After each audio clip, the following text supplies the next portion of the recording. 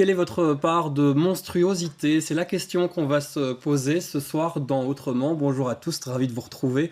On est de retour une semaine après Halloween pour réveiller donc les monstres qui sommeillent en nous et surtout en nos invités. Yel sont freaks, c'est le thème qui nous sert de point de départ pour cette émission. C'est aussi le thème du magazine que vous avez créé, Alix Joaret, Full Love Mag, un magazine qui est sorti en début de cette saison et qui s'intéresse au terme freaks. Expliquez-nous, ça veut dire quoi freaks pour vous? Alors, oui, donc moi et Luca Perderizet, bien évidemment. Bonjour Luca Perderizet, vous êtes ensemble, vous êtes les créatrices de ce magazine, un magazine papier qui existe où on parle de plusieurs profils très bruxelloises d'ailleurs, on est vraiment ancré sur notre territoire et ça parle de freaks. Oui, freaks du coup, ça veut dire monstre en anglais. C'est un peu tout ce qui est bizarrerie, anormalité, et c'est un terme qui a pu être utilisé, et cela pour désigner la communauté LGBTQIA+, en fait. Donc ce qu'on a fait, c'est qu'on a voulu d'abord penser à un thème pour le magazine, puisque le magazine, c'est pour mettre en avant les artistes queer de la scène belge, et via ce thème, essayer de parler un peu de tout le monde, mais aussi des racines de ce que c'est être une personne queer, en fait. Donc ce terme queer qui veut aussi dire étrange, bizarre. Mm-hmm. Donc on a surtout fait appel à la veuve pour recontextualiser de manière historique et freaks et queer, et nous proposer une chronique qui du coup explique bien tout ce que ça peut représenter en termes de bagage historique, politique, social. Et donc freaks, c'est être avant tout en dehors de la norme. Donc si je devais le résumer rapidement. Et c'est pour ça que vous êtes ici sur ce plateau. Luca Perderizet, vous êtes photographe. Ce magazine, c'est un projet qui vous tient à cœur depuis longtemps. Mm-hmm. Il est sorti ici. On en a déjà parlé sur ce plateau. C'est pour ça que je me permets de le dire. Il est sorti, ça y est.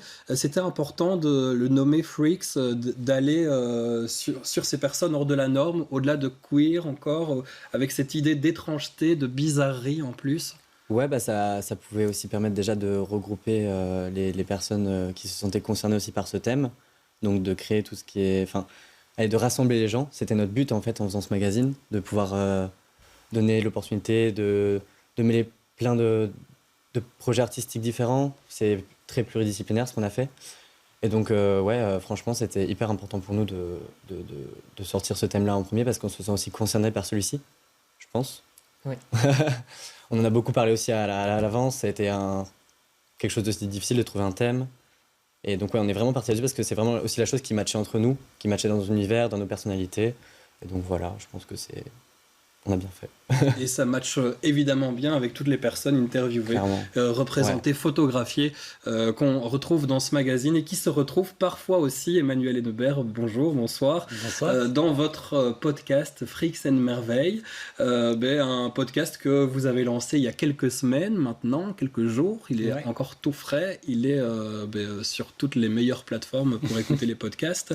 Vous évoquez aussi l'histoire des drags, c'est vraiment les cabarets, les personnages drag, toute leur histoire aussi qui vous intéresse, que vous allez récolter parmi les drags actuels.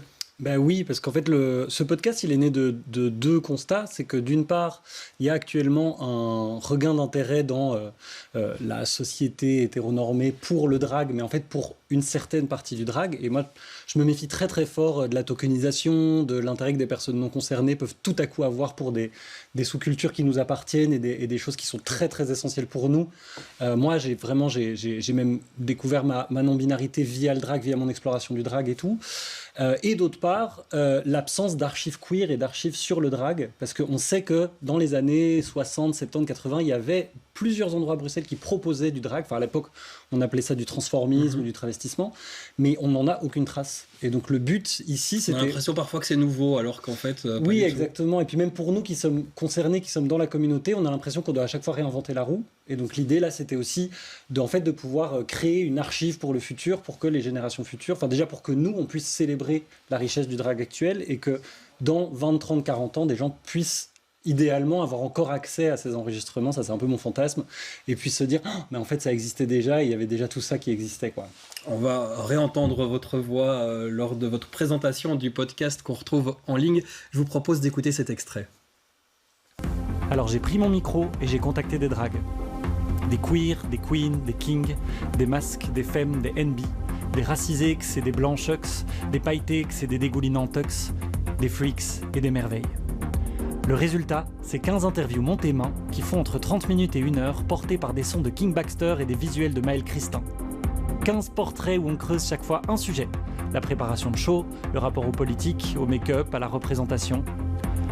Un podcast pour rendre hommage aux drags qui fleurissent à Bruxelles et au-delà. Un podcast pour proposer à ma hauteur une archive queer qui résiste au temps et à l'effacement par les normes en place. Pour montrer que oui, les reines flamboyantes font partie de notre grande famille, mais qu'il y a bien plus à y voir et à y vivre. Pour vous emmener faire un tour du côté des freaks et des merveilles. Et c'est l'une des reines flamboyantes qui est avec nous sur le plateau, Vera Moreau. Pas encore présentée ce soir. Merci d'être avec nous. Vous êtes là parce que vous êtes dans l'une des pages du magazine Full Love Mag. Vous êtes DJ performeuse d'ailleurs. Racontez-nous un peu votre rapport à la musique quand vous êtes sur la scène. Vous proposez de faire danser les gens, mais aussi de performer, d'offrir un peu de vous-même. Oui, je trouve que c'est très important de créer un lien entre l'aspect, juste auditif et visuel lorsqu'on se retrouve dans une soirée. Et je trouve ça beaucoup plus intéressant d'entremêler les deux et de proposer quelque chose de unique qui sera propre à la personne justement qui performe sur scène et qui lui permettra aussi de se distinguer, de se faire démarquer d'une façon ou d'une autre et de communiquer quelque chose qui va au-delà du sample, de la sample musique ou du fait de s'amuser, de danser, ce qui reste très important, mais qui peut avoir un message plus profond. Ça va un petit peu plus loin. Est-ce que vous vous sentez monstre ? En quoi vous êtes monstre ? Est-ce que c'est un terme que vous revendiquez, qui vous parle, qui vous aide à savoir qui vous êtes aussi ? Dans ma vie de tous les jours, je ne sais pas. Je sais que ça l'a été pendant très longtemps. Quand moi, j'ai découvert ma queerness... quand je grandissais, j'ai lu un livre de Paul B. Preciado qui s'appelle « Je suis un monstre qui vous parle », qui m'a beaucoup aidé à juste me comprendre, à comprendre la réalité dans laquelle je vis et aussi l'histoire de la queerness, de comment ça a été traité dans le long des siècles dans la société. Et je trouve que c'est quelque chose qui m'a longtemps été très proche du cœur et dans laquelle je me suis revu. Puis clairement, là, j'essaye de reconstruire moi-même face qui je suis et mon propre personnage.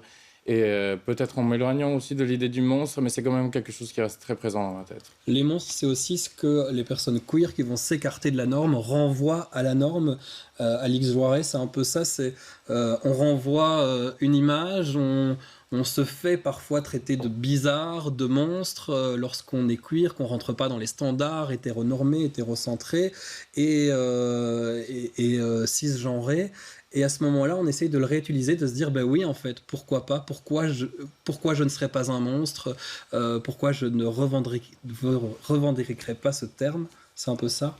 Disons, tel que moi, personnellement, je vais l'interpréter, tout ce qui est freaks, et du coup, en dehors de la norme, c'est sujet à vraiment une esthétique particulière, mais qui est très unique, qui dépend de chaque personne. Comment est-ce qu'elle va vouloir justement revendiquer sa monstruosité telle qu'elle est désignée par une société binaire et patriarcale. Mais ce qui est intéressant, c'est qu'au final, quand on parle de monstres, on parle de personnes queer, mais les personnes queer elles-mêmes ne se considèrent pas toujours comme des monstres. On a par exemple toute cette logique de Nantene Traoré au sein du magazine qui parle de son projet sur la transidentité, qui est « On ne va pas muter ». Tu ne vas pas muter, désolé. Et qui, justement, ne veut pas forcément rentrer dans cette revendication de l'esthétique freaks, telle qu'on peut l'utiliser, et de parler de transidentité dans sa plus grande normalité. Donc, le fait d'avoir un quotidien comme une personne tout à fait normale, c'est aussi OK. C'est pas parce qu'on est LGBTQIA+, qu'on est un freak, un monstre. On peut aussi revendiquer une esthétique totalement différente. On peut aussi vouloir s'exprimer de manière moins... on va dire flamboyante et contre-normée. Donc je pense que queer, ça ne veut pas dire n'être que dans le flamboyant. Il y a autant de définitions que de personnes. Exactement. Et par rapport à la freakness aussi, en fait, cette monstruosité dont on parle, elle peut se montrer de différentes manières. Je vous propose de la regarder d'une autre manière encore, celle dont Rose Gigot a choisi le chemin. Rose Gigot, c'est une drague monstre qui a créé le Bal des Monstres, un rendez-vous festif dédié à la monstruosité. Regardez ce que ça donne. Je suis Rose Gigot, je suis drague monstre, drague clown aussi un peu.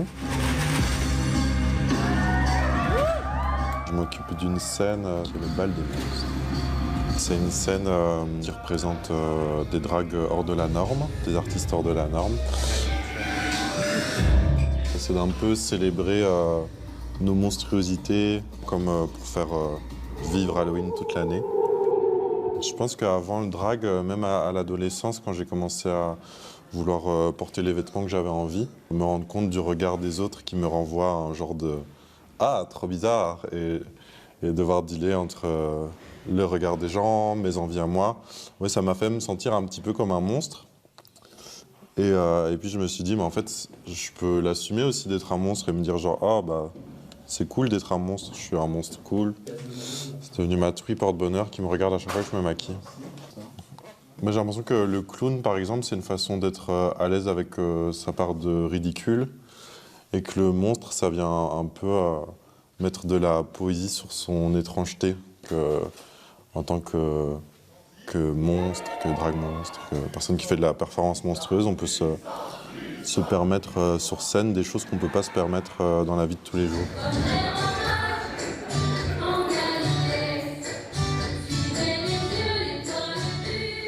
Voilà, comme les rois mages, c'est aussi un peu des monstres finalement à leur manière. Rose Gigot, c'est un personnage qui, est-ce qu'on peut dire exploité, qui a ressenti, et elle l'explique elle-même, cette monstruosité dans son adolescence qu'on lui renvoyait et qui aujourd'hui ça devient une soirée où personnes queer, personnes non queer viennent, participent et regardent simplement des shows de performeuses. Est-ce qu'il y a une évolution, Emmanuel, vous qui avez maintenant une bonne lecture de ça aujourd'hui, alors que, vous le disiez tout à l'heure, la vie drague classique a de plus en plus d'impact un petit peu partout. On a envie de mettre des dragues partout, dans des événements institutionnels, dans des événements les plus hétéros possibles. Est-ce que la vie queer et freak, comme on en parle aujourd'hui, évolue aussi et est de plus en plus présente ? Bah évidemment, à mon avis, évidemment qu'on évolue. Bah de toute façon, c'est des matières qui sont mouvantes. Et en plus, comme le queer revendique de ne pas être défini, revendique d'échapper justement à quelque chose qu'il figerait. Il y a des personnes qui disent que dès qu'on définit queer, en fait, queer arrête d'être ça et devient autre chose. Bah oui, on évolue. Et à mon avis, le grand enjeu, c'est de ne pas se perdre, de ne pas se laisser happer par les gros sous, par la rentabilité, par la téléspectacle, par en fait tous des enjeux qui sont des enjeux très capitalistes, très patriarcaux, très violents, qui en plus souvent du coup s'appliquent sur des personnes qui ont elles-mêmes vécu des traumas, parce que beaucoup de personnes queer en fait ont vécu des traumas par leur entourage, par ce qu'elles ont dû traverser pour pouvoir enfin exister en tant qu'elles-mêmes. Et bah, du coup, je pense que l'enjeu aujourd'hui, pour le drag et plus largement pour les communautés queer à Bruxelles et ailleurs, c'est de voir maintenant que... Ouais, de ne pas se perdre, quoi, et de voir comment on peut exister pour nous, entre nous, tout en prenant quand même éventuellement cette opportunité qui nous est tendue, qui nous est offerte dans certaines sociétés, par certaines personnes, parce que même aujourd'hui, en Belgique, il y a énormément de gens qui aimeraient bien qu'on n'existe pas. Et ça, je pense qu'il ne faut pas l'oublier non plus. Oui, c'est pas toujours facile. Vous faites face à des insultes avec ce magazine, par exemple, Full Love Mag. Est-ce que parfois c'est compliqué publiquement de le montrer ? Est-ce que vous choisissez les endroits où vous allez le montrer ? En vrai, on choisit aussi un peu les endroits où on va le montrer parce qu'on veut être safe au max. Donc, en général, c'est beaucoup plus des endroits assez queer, féministes et tout. Après, voilà, c'est... Il y a eu ce lancement, cette exposition, That's What It Say, c'était il y a quelques mois. C'était fin août, le 31 août. Ouais. On va voir des images de cette soirée de lancement où vous avez voulu créer des performances par rapport à ce magazine aussi, avec des personnes qui sont dans le magazine, qui étaient sur scène, des photos aussi qu'on retrouvait et qu'on voit à l'écran. Pour vous, c'était important de montrer aussi que c'était réel, que c'était pas que sur du papier ? Ouais. Enfin, vas-y. Mais l'idée avant tout d'avoir choisi That's What Exit, c'est que c'est une galerie qui nous parle. Donc quand tu parles de contexte où on a envie de présenter le projet, ben, c'est surtout des contextes où on sent qu'il y a un partage de valeurs avec le projet. Donc cette galerie-là, c'est une galerie qui met en avant des artistes queer, des femmes artistes. Et ça faisait tout à fait sens de se retrouver là pour faire le lancement, donc ce premier lancement. Et l'idée de cette exposition, en théorie, on fait une édition papier, donc il n'y a pas de logique d'exposition, mais on voulait pouvoir visualiser cette édition désolé, sur une logique d'accrochage où les artistes pouvaient présenter leur travail, qu'on partage tous un moment ensemble de communauté et que ce soit un peu un moment de célébration où on présente le magazine, mais aussi on essaie de mettre en valeur les artistes qui y sont intégrés. Donc voilà, c'était vraiment l'occasion de se retrouver ensemble et de proposer quelque chose en dehors de l'édition papier qui serait plus de la logique de la performance et de l'archive visuelle, voilà. Ouais, et puis surtout les filles nous ont suivis du début aussi. On a créé ce projet-là à deux, donc l'édition à deux. Et les filles depuis le début nous ont dit ok, nous ont appris aussi à comment s'organiser un maximum, elles nous ont suivi du A à Z, donc c'était forcément le lieu le plus safe pour nous où on pouvait faire ce genre de lancement, quoi. Et c'était super, franchement, c'était vraiment chouette, genre. Vraiment. Ça fait quoi, Vera, de se voir dans un magazine comme ça? C'est bizarre, je m'y attendais pas forcément. C'est surtout un plaisir de pouvoir le partager avec toutes ces personnes que je connais déjà depuis des ans, depuis des années, et que j'apprécie énormément. C'est vraiment des artistes incroyables, et comme les deux personnes devant moi en ce moment. Et donc voilà, c'est surtout vraiment le plaisir de pouvoir se dire aussi, genre, quand on représente quelque chose pour nous et pour quelqu'un d'autre, ça fait vraiment plaisir, quoi. Vous allez continuer à voyager en plus avec ce magazine Full Love Mag Freaks. Vous êtes bientôt chez Tulitu, avec Tulitu, ouais. Rappelez-moi où. À la Bellone en face, pour présenter cette édition. Donc ça continue de vivre, on vous appelle encore, on a envie de vous voir, de vous en connaître. vrai, on essaie de faire pas mal de petits events et tout pour aussi faire voyager aussi notre travail et le travail des artistes, qui est hyper important pour nous, c'est le but du truc en fait. Et du coup, là, on a un truc on a un petit événement avec Tulitu, on a peut-être un événement avec la librairie Météor aussi. Puis on essaye de peut-être toucher un peu plus Paris pour aussi faire sortir la scène belge dans d'autres endroits. Donc on essaye, quoi. Sortir aussi de Bruxelles. Donc là, on est par exemple en exposition à Liège, à la MAC de Liège. Du coup, une exposition qui va durer 1 mois. On a fait un lancement là-bas aussi vu que notre réseau il est très bruxellois, l'idée c'est de mettre en avant les artistes queer de la scène belge. Mais du coup, comment est-ce qu'on va étendre ce réseau? C'est en allant un petit peu dans tous les points de contact. Capital centré. Ouais, comme on l'est fort à BX1, mais c'est notre ADN malheureusement. Vous, votre projet, on passe de l'un à l'autre, mais il nous reste peu de temps, désolé.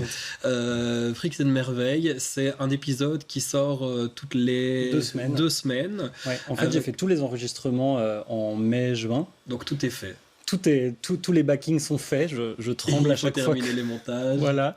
Mais voilà, et en fait le montage je le fais moi. J'ai eu donc l'aide de Baxter, de King Baxter pour les audios. Maël Christin a fait un visuel absolument formidable. Et du coup, voilà, c'est des montages petit à petit. Alors donc moi, comme je suis artiste, comédienne par ailleurs, j'ai des moments où j'ai moins de projets, et donc ça va être dans ces moments-là où je vais pouvoir faire les montages. Et alors, moi, j'ai choisi de me baser essentiellement sur des artistes bruxelloises, des drags bruxelloises, parce que, en fait, je voulais parler de ce que je connaissais. Je voulais rencontrer des artistes dont je connaissais le travail et donc avec lesquels je pourrais dialoguer. D'ailleurs, ce que beaucoup de drags m'ont dit, c'est que ça faisait du bien d'avoir des questions qui sortaient mais alors du coup, ça vous met combien de temps de vous maquiller et tout ça. Et moi, j'essaye vraiment, en fait, chaque épisode, c'est un portrait et on essaye de creuser un thème qui touche à la pratique du drag. Mais par exemple, avec Rose Gigot, on va parler menstruosité parce que c'est vraiment au cœur de sa pratique. Avec Blanquette Lagoulu, c'était drag et politique parce que Blanquette se revendique comme drag politique. Avec La Veuve, c'était histoire LGBT et drag parce que La Veuve est une passionnante d'histoire LGBT, etc. Et ce sont tous des noms qu'on retrouve dans le Full Love Mag aussi. Est-ce que la scène est trop petite? Est-ce qu'il faudrait plus de personnes? Est-ce que c'est à nous aussi, médias par exemple, d'aller chercher encore ailleurs, encore dans d'autres réseaux? Est-ce qu'il y a des personnes qui ne parviennent pas à être visibilisées, vous diriez? Alors moi je pense que oui, parce que d'une part, le drag queen à paillettes est vraiment le haut de la scène et c'est ce que les gens veulent. Quand les gens pensent drag, en fait les gens pensent drag queen à paillettes style RuPaul Drag Race. Or, et c'est ce que j'essaye de montrer avec mon podcast, il y a beaucoup d'autres choses dans notre belle et grande famille, même si les drag queens à paillettes en font partie. Après moi ce que je vois beaucoup, c'est qu'en fait c'est un milieu qui est très précarisé, c'est un milieu où il y a énormément de choses qui se font de manière bénévole, surtout dans l'organisation de shows. Et en fait, après le Covid, il y a beaucoup de gens qui ont eu cette espèce de poussée de besoin de s'exprimer, qui ont créé des choses. Et là, maintenant, moi, je vois passer de plus en plus, notamment sur les réseaux sociaux, des messages de burn-out ou de gens qui disent, en fait, il faut faire une pause, etc. Et moi, j'ai un peu peur que dans les prochaines années, on ait un essoufflement. Oui, il y a ce timing-là aussi. C'est vrai qu'il y a eu... il y a eu une montée en puissance et puis comment essayer de rester sur un équilibre. C'est peut-être une des questions à se poser. Vera, les artistes queer ne sont pas que des drags.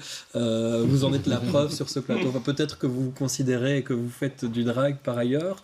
Mais c'est important aussi de montrer que les artistes queer, LGBTQIA+, ne sont pas que des drags, qu'ils peuvent performer autrement. Clairement, c'est un peu ce dont on parlait tantôt, le fait qu'on peut exister de façon tout à fait normale et faire tout ce que toutes les personnes font dans leur vie de tous les jours, et y compris être des artistes, que ce soit faire de la musique, faire du cinéma, de la photo, enfin... Les possibilités sont multiples. Avec nos deux photographes ici aussi sur ce plateau. Alix, on l'a pas dit, vous êtes photographe, vous faites aussi un très bon travail. C'est ça qu'on retrouve dans le magazine, c'est vos photos, c'est des photos d'autres personnes. Comment vous avez choisi, comment vous curatez un peu tout ça? Justement, l'idée, vu que c'était de mettre en avant le travail d'autres personnes, ça a été le moins possible se mettre dans le magazine, si ce n'est qu'au niveau de la direction éditoriale et artistique. Donc avec ça, on a eu l'aide d'une graphiste qui s'appelle Poppy, qui est une très bonne amie à moi, qui s'appelle Maigre Serpent sur Instagram, si le travail vous plaît. Et qui nous a aidé du coup à réaliser ce magazine, à pouvoir vraiment lui donner vie. Pour tout ce qui est photographie, on a essayé de voir avec les artistes elles-mêmes s'il y avait des photos qu'elles voulaient pouvoir intégrer. Et nous, on s'est occupé de faire des portraits du coup de chaque artiste pour pouvoir les présenter, et on a fait la couverture de cette première édition parce que ça nous tenait à cœur de se réapproprier le thème. Donc si tu veux parler du thème par exemple, comment est-ce qu'on se l'est réapproprié, comment vous-même, cette freakness, comment vous l'avez incarné? On se l'est incarné en famille de cœur en fait, comme on est à peu près dans la vraie vie je dirais. Famille choisie. Ouais, famille choisie, et en fait du coup je sais pas, je vais pas expliquer pour toi. Il y a l'image qu'on voit derrière vous, c'est vous deux aussi, c'est votre interprétation de vos monstruosités très personnelles. Ça joue en fait un peu sur les traumas personnels liés à l'enfance, donc on va pas aller trop dans les détails, mais c'était une discussion qu'on a eue ensemble, et on s'est bien retrouvés là-dessus. On avait chacune nos bagages, et on s'est dit voilà, peut-être que c'est bien de le mettre en image, et ce serait ça Freaks pour nous. Il y a beaucoup quand même, Emmanuel, de traumas d'enfance, parfois dans l'histoire LGBTQI+, dans les performances artistiques, il y a quand même toujours cet élément qui revient. Mais oui, parce qu'en fait, on est devenus des monstres parce que les gens ont fait de nous des monstres. Et je pense que, en fait, tout comme il appartient aussi aux hommes d'être féministes et de s'investir dans le féministe, il appartient à la société hétéronormée et soi-disant non concernée de venir à nous et de nous accepter. Et en fait, je pense que par notre existence, on vient questionner des points que ces personnes n'ont pas envie de questionner en elles. On vient proposer d'autres choses, on vient sortir des cadres, et c'est une richesse, on ouvre des horizons. Et en fait, je pense qu'il y a énormément de choses à faire, à justement se rencontrer et s'ouvrir à la possibilité que, par exemple, un couple, c'est pas forcément hétéronormé, qu'on peut relationner avec des gens sans être en couple, qu'il y a des gens qui peuvent ne pas avoir de désir romantique ou sexuel et que c'est OK. En fait, il y a plein de choses qui sont prises pour acquis, et que je pense la queerness vient questionner, et c'est ça qui la rend monstrueuse aux yeux de beaucoup de gens. Et c'est presque le mot de la fin, hein. Ça conclut très bien tout ce qu'on veut dire, mais j'ai encore envie de savoir où est-ce qu'on peut vous retrouver. On l'a dit, à la MAC de Liège, là on peut voir l'exposition sur le magazine, bientôt à la Bellone avec Tulitu qui vous posera des questions et qui ira peut-être encore un petit peu plus loin de ce qu'on a dit. Et le aujourd'hui. 1er mars du coup à la librairie Météor, on va faire un... 1er mars à la librairie. Et du coup à chaque fois accompagné d'artistes du magazine. C'est un talk et les artistes parlent Parfois ce sera Vera, parfois d'autres. Vera, est-ce qu'on peut vous voir performer bientôt sur une scène? Oui, ce samedi à Celt, sinon le 25 à l'Estudiant Anvers, le 3 décembre à Boiler Room à Ghent, Et voilà, et ça se fait. Voilà, du côté de la Flandre, pour ouvrir un peu les horizons, pourquoi pas, ça vaut la peine aussi, et puis vous revenez très vite à Bruxelles, on l'espère. Emmanuel, on l'a pas vraiment dit, mais vous êtes aussi vous-même drag proc, c'est votre nom. On l'a vu écrit tout au long de cette émission, sans savoir pourquoi, mais on peut vous voir aussi performer en drag de temps en temps. Oui, alors moi, ma prochaine date, c'est le 14 février à Marche-en-Famenne. Voilà. Donc, c'est un petit peu De loin de l'autre côté. Bruxelles, mais voilà, c'est ça. Et puis sinon, à gauche, à droite, parce que souvent, le drag, ça aussi, ça se book à très court terme, donc venez me suivre sur Instagram, et puis c'est la meilleure manière de savoir. Voilà, il y a vos interviews qui sortent aussi avec ce magazine Fricks and Merveilles. Fricks et Merveilles, je sais pas pourquoi je dis le N, je ne sais pas comment vous le dites en fait, on peut Bah choisir. oui, c'est Fricks Voilà. et Merveilles, mais... Fricks et Merveilles. Ça se retrouve sur les différentes plateformes. C'est qui le prochain invité? Alors, Ou la a prochaine. priori, c'est les personnes qui tiennent Crash Test Your Show, donc qui est un show qui s'organise vraiment dans la scène alternative. Et après ça, ce sera Mademoiselle Boop, qui est la créatrice et la gérante du cabaret Mademoiselle et de The Agenda. Voilà, qui représente parfois un peu cette évolution entre le drag très classique, on va dire, et puis l'ouverture vers un autre monde avec ce cabaret Mademoiselle qu'elle a Ouais. créé maintenant. Et qui Il y a, revendique ce statut justement de trait d'union. 6 ans 6 ans. Ouais, 6 ans. tout à fait. Eh ben merci à tous les 4 d'avoir été nos invités. Je vous retrouve très bientôt pour un prochain numéro d'Autrement et retrouver le magazine Full Love Mag un peu partout, là où il est.